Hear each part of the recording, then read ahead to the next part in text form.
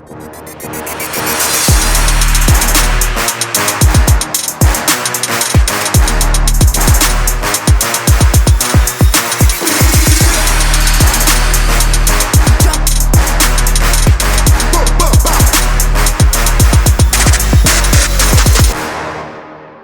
pessoal, estamos aqui hoje em mais um episódio do iNeurocast. E olha quem voltou!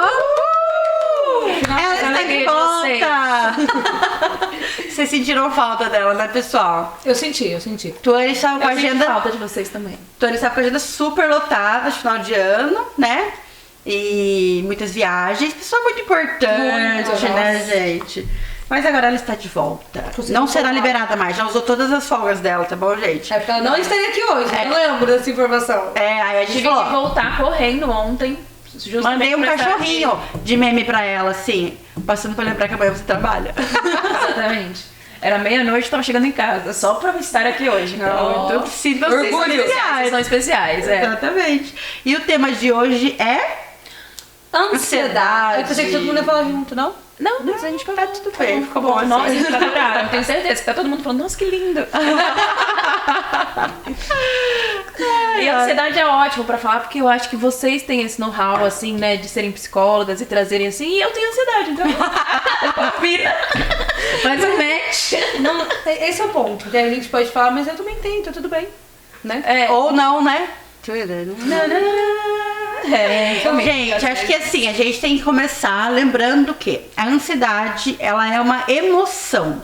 Então todos temos ansiedade. Ela faz parte de um organismo funcional, né? A ansiedade, ela serve para que a nossa vida, que a gente anseie por coisas. Então, assim, a hora que a gente acorda, a hora que a gente busca uma rotina, que a gente busca uma atividade física, a gente tá sempre Ansiando. Obrigada. Ansiando por alguma coisa, né? Em vez de se organizar ali dentro, né? Exatamente. Então, assim, a ansiedade é ok, tá? Todos têm. Porque tem gente que chega na clínica e fala assim, eu quero acabar com a ansiedade, doutor. Quero acabar com a ansiedade. Eu vim aqui porque eu quero acabar com a ansiedade. E aí não é assim que funciona, né? A ansiedade todos temos, aí tem essa parte da conscientização, da psicoeducação que a gente faz. Mas você sabe que você falando isso, tem vários sentimentos que a gente quer acabar, né? Que a gente aprende que são sentimentos ruins. Exatamente. E a gente não quer sentir. E eles têm cada sentimento, cada emoção tem uma função, né? A ansiedade tá a gente no não quer. topo da lista, ela quer eliminar. Não quero sentir. É porque nada também a mais. gente tá nessa era, né? A pessoa tá com ansiedade ali, ó. Ruim, vai fazer mal, vai sentir isso, aquilo. E a gente quer acabar. Mas é diferente sentir ansiedade e ter ansiedade? Totalmente diferente. Na verdade, sim. Totalmente diferente quando se torna patológica, né? Então, vamos lá. Totalmente diferente, ó. Todos têm ansiedade, todos sentem ansiedade por algo. Quando que ela passa a ser disfuncional? Quando ela se torna um transtorno. Existem vários tipos de transtorno de ansiedade. Então, vou trazer os mais comuns aqui. Ansiedade social, por exemplo, é uma coisa que veio muito... Uma demanda que aumentou demais agora na pandemia, né? Então, assim, o pessoal ficou em casa, teve todo aquele pânico, aquela ansiedade que se desestabilizou por causa de um vírus, aquela ameaça de morte que estava solta, muita gente morrendo. As pessoas entraram em contato na pandemia com diversas coisas que o ser humano muitas vezes não dá conta. Então, são pessoas muito próximas morrendo, um número muito grande de mortes aumentando. Quem pegou ou não pegou, faz teste dói, teste não dói, vou sair de casa, não vou sair, vou perder o emprego, empresas fechando.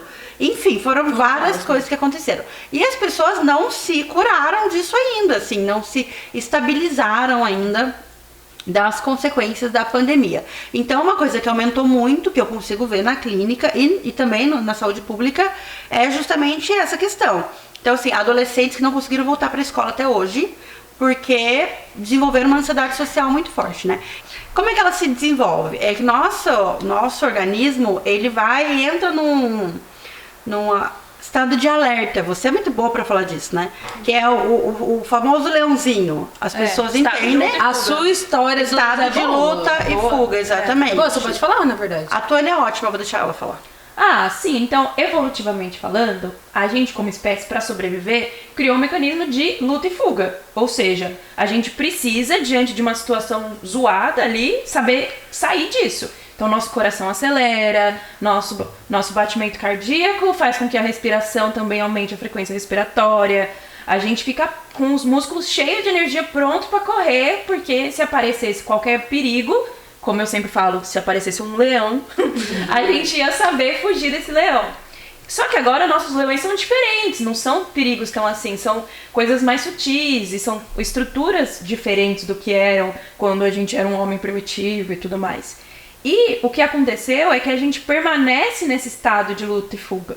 Então, luta e fuga, a gente vai ter a memória ativada, então nossa cabeça vai mandar várias memórias pra gente saber sair daquilo. Então isso ativa, faz com que a gente tenha mais energia, faz com que a gente tenha mais concentração. Quando a gente permanece nesse estado de luta e fuga por muito tempo, o nosso corpo meio que fala assim, não dá. Não dá pra eu manter esse coração batendo desse jeito, esse pulmão trabalhando desse jeito, não dá. E aí entram outros hormônios, que são hormônios estretores, que são de estresse. E esses hormônios fazem o efeito contrário. A gente fica com a memória ruim, a gente tem outras dores de cabeça, outros efeitos colaterais de estar nesse ritmo de luta e fuga constantemente, que é muito zoado, então não dá pra viver. E é isso que acaba virando patológico, né? Então, biologicamente é essa a parada. Falei, galera boa. Ela é muito boa, ela é muito boa, gente. É exatamente isso, gente. E aí o que acontece? Quando tem aglomeração ou tem algumas outras pessoas, em decorrência também, né, desse enclausuramento que a gente fez da pandemia, muitas pessoas não conseguiram voltar a ter contato, né, social. Então a gente tem pessoas que ficam paralisadas, tem síndrome de pânico, acontecem diversas coisas aí, que é quando a ansiedade ela virou o quê?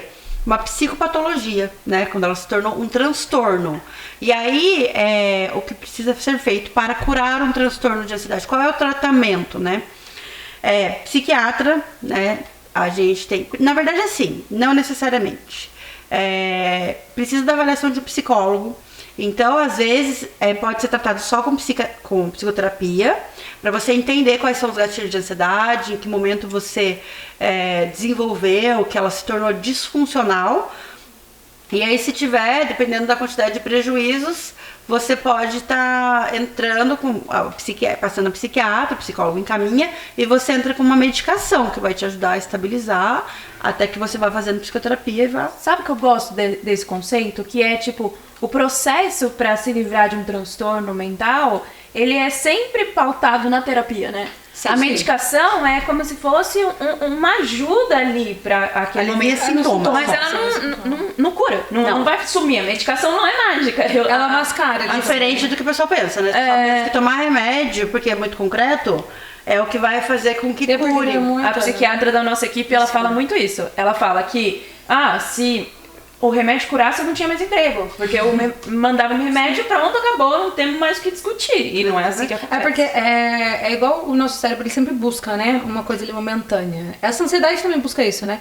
Quero tratar isso logo, quero parar de sentir. E o remédio é isso. Ele vai ali no sintoma. Ele te dá e fala, aqui vamos diminuir isso, vamos fazer aquilo. Só que se a gente não tiver o tratamento com a psicoterapia, a gente não consegue evoluir, a gente fica mascarando. Exatamente. Né? Fica ali daqui a pouco se dopando, com muitos pacientes chegam em consultório assim. É muito engraçado, tem paciente que às vezes fala assim, eu tomei um antialérgico. Por quê? O antialérgico, ele te dá sono, você dorme e acaba passando ali pelos sintomas, Agora né? imagina isso constantemente. Exatamente. Sim, tem efeito no corpo. Então é importante entender, né, quais são os gatilhos dessa ansiedade para tratar. Mas assim, primordialmente é a terapia, tá, gente? Tem que fazer psicoterapia, tem que entender quais são os gatilhos de ansiedade, tem que cuidar. Por quê? Porque a ansiedade, ela traz efeitos colaterais no corpo todo. Então assim, pode ser desidrose, pode ter aí, me ajuda, gente, com os efeitos. Uma enxaqueca, dor crônica também. nas costas, Exatamente. no corpo, Não, é muito gastrite, diverso, né? isso é muito Muita coisa que pode acontecer. Porque cada corpo reage de uma forma. E desestabiliza todo o funcionamento do seu corpo. Então, assim, os efeitos colaterais são gigantes. É muito necessário identificar os gatilhos de ansiedade, tratar, né, ser responsável com a sua saúde mental, com a sua saúde emocional. Eu acho que tem uma coisa, desculpa te interromper, mas tem uma coisa que é muito engraçada, que é aquele, eu vi um memezinho que é, se você precisa de um mecânico, você vai, se o seu carro quebra, você precisa de um mecânico, você sempre procura um especialista nas coisas. E é óbvio, olha, eu posso sair de uma crise de ansiedade sem uma terapia? Pode, da crise sim. Incrível. Eu posso fazer com qualquer transtorno que eu tenha, eu posso ter uma melhora sem um profissional? Você pode consertar seu carro sozinho? Pode. Você faz uma gambiarra. Você vai lá e vai Você vai consertar da melhor maneira? Você vai gastar menos dinheiro? Você vai... Óbvio que não, entendeu? Mas é por tudo que errado. não, né? Porque o que acontece? Quando você está passando por uma crise, às vezes você consegue cessar essa crise. Então o que ajuda, né, a combater as crises de ansiedade e tratar a ansiedade? Atividade física. A atividade física é ótimo para quem está tendo crise de ansiedade. Medicação ajuda muito. Agora, elas ajudam de forma momentânea. Você está tendo a crise, ela vai passar, você pode ficar um período sem. Mas aquilo que foi gatilho de ansiedade para você continua no seu inconsciente. Sim. Então, se você não tratar, ela vai voltar depois em forma de uma outra patologia ou até mais forte, né? E ao contrário do que muita gente pensa, para se ter caracterizado crise de ansiedade, apenas um sintoma é necessário. As pessoas pensam que acham que tem que estar morrendo, né? Então, por exemplo, sensação de infarto já é uma crise de ansiedade. Dor no estômago muito forte é crise de ansiedade. Falta de ar é crise de ansiedade. Dor de cabeça constante é crise de ansiedade. Já é assim, não que toda dor de cabeça, toda dor de estômago é crise, não. Você vai lá, procura um médico, vê, não tem nada físico ali relativo a isso acontecendo. E aí não é que é imaginário, não é assim, gente. Eu aqui expliquei a parte biológica, existem muitos hormônios, é a química do nosso corpo que está funcionando. E aí, vocês têm uma coisa incrível, que eu sempre fico besta com as psicólogas, gente. Que vocês têm umas técnicas. Vocês falam uma coisa, assim, que pra vocês é super óbvio, e eu fico assim... elas fazem direto isso comigo. A gente tem muita dificuldade de fazer o tema aqui, às vezes, porque a gente fica, não, mas isso é muito óbvio. Não, mas a gente já falou sobre isso. A gente já falou sobre isso, não, isso é óbvio. Né? E não é óbvio. É óbvio para quem às vezes tem acesso, para quem pode comprar um livro, para quem pode pesquisar na internet, quem tem acesso de pagar um bom profissional. Mas para a maioria das pessoas não é óbvio. Então é importante a gente trazer isso. Tem uma coisa que quase ninguém fala, que são os episódios de depressão por ansiedade. Que é quando você passa por um episódio depressivo, você tem certeza que está ali com depressão e na verdade ele está sendo causado por ansiedade. Por quê? Porque a ansiedade ela pode ser paralisante, gente. A ansiedade ela pode deixar você prostrado numa cama sem conseguir reagir. É como se você soubesse o que tem que fazer, ela te causa muitas vezes pensamentos acelerados, você sabe exatamente como você deve agir, pensa em tudo e não faz nada. Aí você fica deitado na cama, sentado no sofá ou dentro da sua casa, sem fazer nada, porque tudo que você vai fazer, os seus pensamentos ansiosos estão bagunçando, estão atrapalhando, né? Então, é uma coisa que quase ninguém fala, que é importante falar. É verdade, né? Porque daí as pessoas falam, não, tá depressivo, tá depressivo. E aí, tipo, a pessoa tá com 1000 coisas na cabeça, uma atividade gigante na cabeça, e ela fala, gente, como eu tô com muita coisa na cabeça, na verdade, não pouca coisa. E aí aumenta mais a ansiedade por causa da frustração. Não, mas a ansiedade causa ansiedade, que você fica ansioso, tá ansioso, e aí você e aí todo mundo consegue te olhar de fora e falar, não, olha lá, não se movimenta. E é uma coisa, gente, que é inata, assim, por exemplo, ansiedade de separação, né, agorafobia, que as pessoas têm muito também, que acontece muito, que é aquele imediatismo, aquela coisa, eu quero abordar mais isso com vocês, mas essa ansiedade por separação acontece muito, e é muito comum. Então, crianças têm muita ansiedade por separação. Gente, eu treino meu cachorro e eles falam sempre de ansiedade de separação por cachorro. Ansiedade por cachorro muito, de não conseguir ficar sozinho. Gente, a minha cachorra, sozinha. eu fui ler sobre cachorros, né? Eu ia viajar pra praia e aí eu deixei a secretária que cuida lá de casa cuidando da minha cachorra, porque ela ia um período do dia, ficava outro período, né? A Tainá ia também.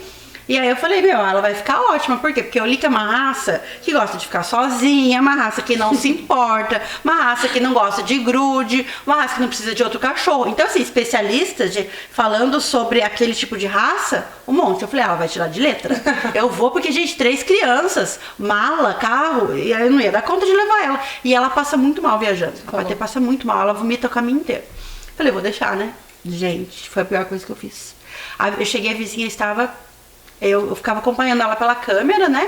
E eu falei, tem a Regina, tem a Tata, né? Ela vai ficar de boa. Gente, a vizinha falou que ela chorou os 3 dias, acho que foi 3 ou 4 dias seguidos. Diz que ela chorou a noite inteira, ela chorou quando a Regina ia embora. Ansiedade de separação. E os cachorros sentem muito, né? E eu falo sempre que o cachorro é muito parecido com a gente, né?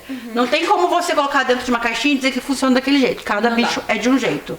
E eles, como não demonstram sentimento, sabem falar, eles demonstram de outra forma. Então, às vezes, a gente acha que a gente sabe o que tá acontecendo, mas a gente não sabe.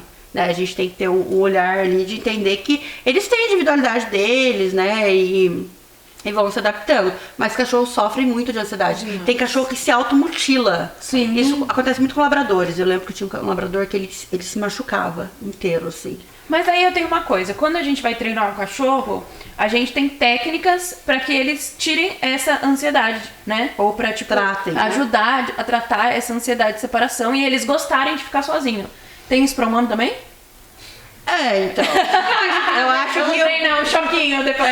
eu acho não que... sou choque, por gente, favor, desculpa, não me bata. Sempre pergunta o momento, né? O seu momento particular ali, de você se reconectar e tudo mais. Todo mundo precisa. Todo mundo precisa do seu momento sozinho pra conseguir aproveitar a companhia, né? Mas a gente vive em sociedade. Mas tem um limite, exatamente. Cachorros, gatos, seres humanos são seres sociáveis. Eles sentem falta do vínculo, da casa deles, das pessoas deles, né? O Doug não, porque ele tá num lugar maravilhoso. O Doug tá o Doug é até uma invejinha. Cachorro. Ele tá num hotel, né? Maravilhoso lá. Eu fico acompanhando ele agora. Tá pro lugar. E ela é uma fofa também, né? A menina tá com ele. Então, assim, tem outros seres humanos, outros animais. Tem piscina que ele ama. É diferente, né? Mas, assim, o animal sofre muito. E nesse final de ano, todo final de ano, acontece muito abandono de cachorro. Quando as pessoas vão viajar e acabam abandonando os cachorrinhos na estrada. Cada cena que a gente vê, né, de cachorro correndo atrás de carro, enfim, é muito triste. Então, assim, os animais, eles sentem muito. Principalmente animais domésticos, né? Sentem demais. Exatamente. Aí, às vezes, eu acho que eles estão ali pra suprir muitas necessidades dentro de pessoas. Por exemplo, na época do Alisson. A gente ganhou o Thor por conta de algumas necessidades que o Alisson tava querendo ali pra suprir. E na verdade, claro, o Thor conseguiu suprir muitas necessidades. Mas o Thor também tinha necessidades, sabe? E aí a gente também vai englobando ali, por isso que eu falo que mesmo que a gente precise do tempo sozinha pra refletir e tudo mais, a gente vive em sociedade, cara. A gente precisa da interação. A gente precisa da interação, da troca. O carinho às vezes não é só no... Claro que existem diversas formas, mas não é só na fala. Tem todo um contexto no sentimento, no olhar, no toque. Da companhia. Da companhia, de você saber assim, pô, não tô sozinho de verdade. Então por isso que o ser humano, ele não viveria bem 100% sozinho. Com certeza não, os animais também não, né? E os cachorros são muito terapêuticos, né? Às vezes eu tô lá, eu pego o Paçoca e às vezes ele não quer. Gente, ele não quer. Vocês conhecem o Paçoca, eu brinco que o Paçoca é azedo. O Paçoca é meu outro cachorro, tá, gente? E aí ele é uma bolinha de pelo. O Benício, meu filho, fica assim, não dá, olha aqui, ele fica pedindo. Porque ele é muito fofo, mas tem hora que ele olha pra nossa cara, tipo... Já deu, galera. Agora é o meu momento de ficar sozinho. Agora é o meu momento de ficar sozinho. E aí é muito engraçado, porque daí a gente fala, não, agora ele quer ficar sozinho. Daí ele fica no vão da perna da gente. É que é sozinho sem querer estar também, né? Tipo, entende. Sozinho, porém nem tanto. Né? Exatamente. Mas eu acho engraçado esse paralelo, pode ser, eu adoro fazer paralelos com o cachorro, porque eu acho que é uma coisa que a gente entende. A gente tá falando da necessidade do cachorro, de como a gente entende isso, e é meio isso pra nossa sociedade Exatamente. também. A nossa necessidade daquele momento. Muito. Às vezes a gente tá com necessidade de interagir, só que a gente tem uma ansiedade social e não interage. Exatamente. E aí a gente entra nesse ciclo de não suprir as nossas necessidades de certa maneira. E dificulta a aí que comunicação. entra a psicoterapia. Pra você conseguir perceber que momento você tá passando por isso, né? Porque a psicoterapia consegue te mostrar. Porque às vezes você fica se sentindo mal por sentir assim. Por exemplo, você tá tendo essa interação social, você precisa, mas você não tem conhecimento de que isso exista. E você tá se sentindo mal ali. Então a gente tá aqui numa interação, tudo de repente a bateria social começa a acabar. A gente brinca, né? A bateria social. Você começa a ficar muito exausto. E aí você começa. Tem gente que se sente mal, se sente culpado por isso. Por quê? Ai, nossa, como assim? Eu não tô gostando disso aqui. Mas não é. É porque você não consegue continuar interagindo ali. Você precisa parar, ter uma pausa, um descanso. Se respeitar, né? Meia hora, 20 minutos que seja, que você às vezes vá. Deite um pouquinho, vai olhar a natureza, vai tomar um copo de água, vai fazer alguma coisa para que você consiga se reconectar e voltar, né? Então, como que você vai identificar isso? É uma técnica muito boa, né? Em psicoterapia. Em psicoterapia você identifica para que você conseguir ter uma autopercepção de, peraí, minha bateria social tá acabando aqui, o que eu preciso fazer? Vai lá, reconecta e volta. Principalmente nas festas de final de ano, né? Sim. Que tá a família inteira, aquelas tia que dá gatilho, né? Aquelas tia que fala aquelas coisas maravilhosas. E aí as natalinas, né? Aí a gente tem que saber se retirar pra voltar depois, né? Porque assim, dentro da família tem uma ansiedade que acontece que ninguém fala. Que é aquela ansiedade da cobrança, da expectativa. Eu tenho que ser presente com a minha família, mas eu também não tô dando conta das coisas que minha família tá fazendo. Mas aí eu me sinto ansiosa porque eu não tô gostando da minha família. E aí eu me sinto ansiosa porque eu tô me cobrando de gostar da minha família. São várias ansiedades que acontecem aí que precisam ser faladas, né? Precisam ser identificadas. E aí, psicoterapia que a gente identifica. Pra se respeitar, né? Quando a gente consegue se respeitar, a gente vai conseguindo conduzir da melhor forma, né? Pra não chegar numa exaustão emocional, porque é isso que um transtorno causa, exaustão emocional. E qual que é a primeira estratégia, a primeira coisa que você deve fazer se você conseguir identificar uma exaustão emocional? É saber o seu limite. Eu cheguei aqui, ainda daqui eu não consigo passar. E aí você vai, trata e depois você continua. Eu acho que é muito difícil se posicionar, né? Muito. Principalmente nesse âmbito familiar, que tem uma hierarquia, teoricamente, ali, que foi montada desde a nossa infância. Ai, gente, eu acho uma palhaçada esse negócio de hierarquia. Mas mas é real. Social existe, E isso é o motivo de coisas que acontecem no trabalho, às vezes. Porque a gente tem que cumprir uma hierarquia. E às vezes o subordinado ali é muito melhor, muito mais eficiente. Tem uma solução muito melhor, mas tem uma hierarquia. Aí eu não posso falar com o outro porque eu tenho que respeitar a hierarquia. Acho uma palhaçada. Tô confessando aqui que é um negócio que eu não gosto. Não, mas eu acho que as metodologias corporativas novas, atuais, elas vão muito além disso. Graças a Deus. Elas fazem uma coisa diferente, né? Mas eu acho que tem que ser respeitada a hierarquia, tem que ser respeitada. Mas assim, eu acho que muitas vezes ela atrapalha. É que tem que dar abertura pra falar. Respeito e dar abertura pra fala é diferente, né? Porque às vezes a gente fala de hierarquia e a gente fala, tipo, eu falei, acabou, unânime e tudo mais. Mas isso acontece que em muito lugar. Não. Isso acontece em muitas famílias. Sim, isso é verdade. Gente, eu acho que o ponto é quando essa hierarquia é mais importante do que a necessidade do outro. Exatamente. Meu pai fala uma coisa Realmente. que eu falei nos meus votos de casamento, que eu nunca ia deixar meu orgulho e meu egoísmo superar as necessidades do meu marido.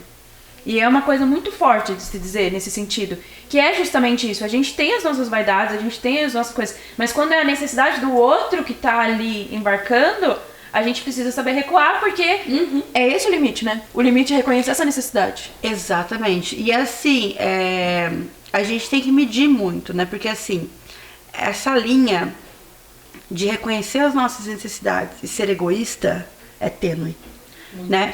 Então, assim, eu tô sempre falando para as minhas pacientes no consultório que elas devem respeitar os limites delas, principalmente em relação familiar, né? Porém, às vezes o outro tá precisando de ajuda. Às vezes o outro tá precisando que você olhe e fale, nossa, tá tudo bem comigo aqui, e aí às vezes é mais fácil eu não ficar olhando tanto para isso agora e entender as necessidades do outro. Isso acontece muito no Natal, né? E as pessoas, esse é o problema, como você falou, né? Da linha tênue, porque ou você vai no extremo de não, só vou pensar na necessidade do outro, não se enxerga, não olha para suas, ou você só pensa na sua. Então, assim, pra conseguir achar esse equilíbrio é muito complicado, né? Por isso que eu falo sempre, verbalizar os limites. Ó, isso sim, isso não, isso nunca. Isso tem que ficar muito claro, né? Pra que consiga haver aí uma convivência saudável, respeitosa, né? Eu brinco muito que tem uns memes que eu mando pras meninas sempre, vamos normalizar Natal em família. A gente falou isso no outro podcast, né? Em família não, entre amigos. Por quê? Porque às vezes Natal em família é um saco. Porque tem muito parente tóxico, né? E aí é importante entender esse limite, porque tem muita gente que nas festas de final do ano acabam tendo ansiedade porque não estão dando conta daquela demanda, daquelas questões que elas se obrigam a fazer, né? Porque é meu parente, então eu tenho que estar ali, eu tenho que aceitar, eu tenho que fazer, eu não posso. E aí isso acaba adoecendo, sendo ruim também. Mas você sabe que agora a gente vai deixar um gancho para um episódio que a gente pode falar mais sobre isso. A gente sempre faz episódios que precisam de parte 2, 3, 4. Todos os episódios. Todos os episódios. Mas é sobre autoconhecimento, né? Porque como que a gente vai saber qual que é as nossas necessidades, se elas estão sendo cumpridas, pra gente poder dialogar com isso? Como saber se a necessidade do outro precisa se eu não me conheço direito pra isso, né? Então acho que fica aí esse lembrete pro próximo episódio já estou aqui escalando. E é isso, né? Então é ótimo mesmo. Autoconhecimento é incrível, Ótimo. Mas é isso, gente. Espero que vocês tenham gostado do nosso tema. Então até o próximo Neurocast. Tchau!